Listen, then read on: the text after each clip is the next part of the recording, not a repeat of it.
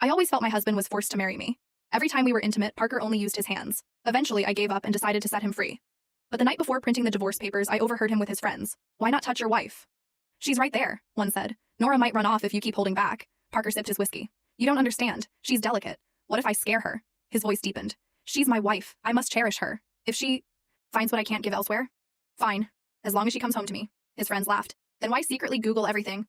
That night, I checked Parker's history. 99 searches, all variations of, "I finally married the girl I love, but I have a kink. How do I not scare her away?" The day Parker came back from his business trip, I had a battle plan. I showered, shaved, and put on a full face of makeup before slipping into the new, sinfully sheer nightgown I'd bought. Then I slid into his side of the bed, waiting to be conquered. But when he walked out of the bathroom, the sight of me and his sheets made him freeze, the towel in his hand stilled mid-rub. "What are you doing here?" There wasn't a trace of warmth in his voice. My eyes roamed over him, from top to bottom. Parker's body was a work of art. Even the plush bathrobe couldn't hide the swell of his pectoral muscles, or the faint outline of his abs. Logically, with a nose that sharp, and fingers that long, he had to be well-equipped, and yet in 6 months of marriage I had never been allowed to get a deeper understanding. Refusing to be deterred, I decided to be direct. "I'm here to sleep with you." I didn't care what excuses he came up with. Tonight, he was mine.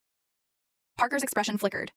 His gaze dropped to my lingerie, and after a long pause, he gave a clipped, "Fine. That easy?" I was in disbelief. As he approached the bed, I felt a wave of uncertainty. The only light came from the small, mood-setting lamp on the nightstand. He lay down beside me, a wave of cool air, and the clean scent of soap washing over me. My heart hammered against my ribs as I boldly wrapped my arms around his waist. Parker's entire body went rigid. A beat later, his head turned, his eyes finding mine in the dim light. His voice was a low rasp. "Do you want me to help you?"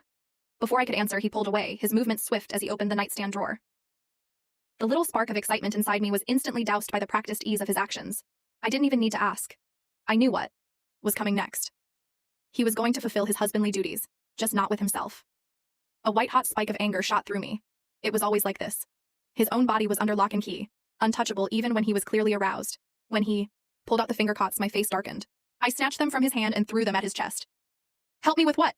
You're so damn vanilla. What new tricks could you possibly have?" My voice was sharp, brittle with frustration. The lamplight was too faint for me to see his expression clearly, but I could feel his dark eyes fixed on me, the intensity of his gaze like a physical touch. It was hot, and maybe, just maybe, laced with confusion. All the pent-up disappointment surged to the surface.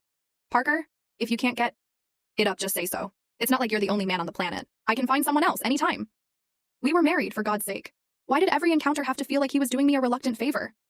"That's not what I meant," he said, his voice strained. But still, he made no move.